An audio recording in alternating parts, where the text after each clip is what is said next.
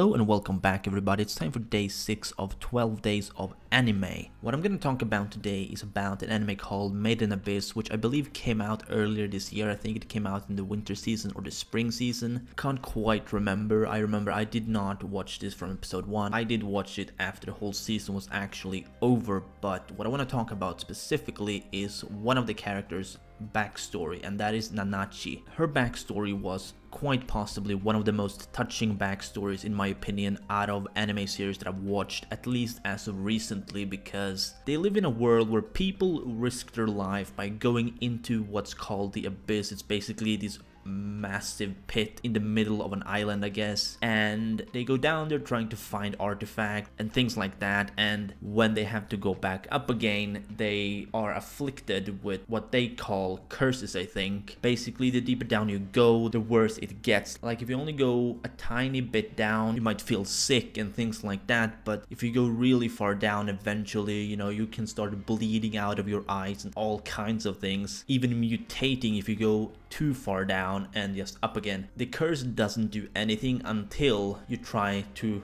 go back up again. Like, if you ascend, that is when things get real bad. Like, if you just go down and down and down, there's no problem, but when you start to go up, that's when things get freaky. And Nanachi, she's one of those characters that really stand out in this season, at least. I haven't read the manga of this series, so I don't really know what's going to be happening in the manga in season 2 whenever that comes out, because I believe season 2 has been confirmed. But Nanachi is that character which she stands out because she is what the general population of this series refers to as a hollow, I think, which is some kind of freak of nature in the whole franchise. I don't really remember what defines a hollow. I think it's to do with someone who's gone through layer 5 or 6 and gone back up again without dying. I'm not quite sure, so you could correct me on that if you've seen the series and remember, but the important part here is her backstory and how she came to be the way she is, because she was originally just a normal human, not this sort of bunny looking thing that we see in the series in the current time. And she's accompanied by this little hideous looking thing that she refers to as Mitty. Now Mitty, and this will surprise a lot of people who just go into the story not knowing anything prior to watching it, she was also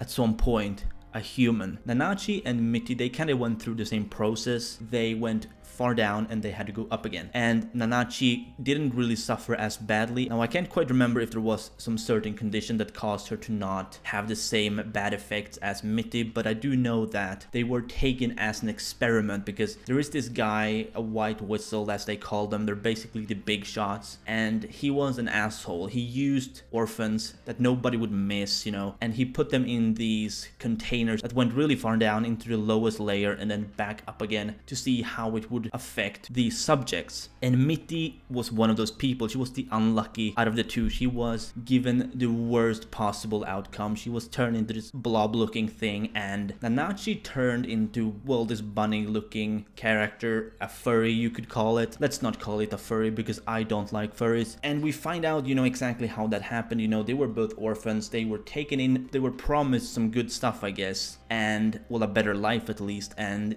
you know, they were completely tricked. Everybody else who were also taken suffered the same fate as Mitty. Only Nanachi really received this really good treatment where she turned into something that could still live its own life. She was still an intelligent life form. And the tragic part about Nanachi, in my opinion, is that she can't bring herself to kill Mitty because she wants to kill Mitty. She doesn't want Mitty to keep living the way she does, you know, she's just there, you know. She's not an intelligent life form, she's just a blob. She's basically a vegetable that can move, and she wants her suffering to end. I believe Mitty even tells Nanachi before she turns completely that she wants to die. So Nanachi knows that she wants to die, but she can't bring herself to kill her. And when she actually tries to kill her at one point, she finds out that she can't, because the method she tries doesn't work on Mitty's new form because it's immune to poison, I think. And that's when they meet Reg and I can't quite remember the girl's name, but he has this weapon. Reg has this weapon. He's basically a robot. He's an artifact himself, and he has this weapon which can produce an enormous amount of damage. And Nanachi realized that when she saw him used for the first time, and she thought, I'm gonna try to convince this man to kill Mitty for me. And well, that kind of happens before we find out about their backstory, but when they actually come around to the point when he's supposed to be killing Mitty, Nanachi stops for a moment and she's like, please don't do it, because she still loves Mitty, you know, they're best friends. They've been friends for as long as we know, because I don't think it's too specified how long it was between the moment when they first met and the present. Could be wrong. But at the end of the day, you know, she realizes that even though she wants her to live, the type of life that Mitty is currently having, it's just horrific, you know. She understands that she can't really be too selfish. She needs to consider what was it that Mitty wanted, and Mitty did want to die at the end of the day. So Nanachi, she pulls it together and tells Reg, please just kill her. And the moment he does that, the moment he fires his weapon at Mitty, you know, it's gonna be tragic. You know it's gonna be an emotional moment for Nanachi, even the other characters, because Reg has to kill this thing that was at one point human. So it's basically murder, but at the same time he's actually releasing her from a living hell. Now the other girl, the main character of the story, she's not really aware of what's going on because she's in a coma after receiving some crazy damage. You know, she was poisoned and she then had to ascend. As I said, if you ascend in the abyss, you suffer some crazy shit, and that happened to her as well. So she's not really in the best condition, and while she's out cold,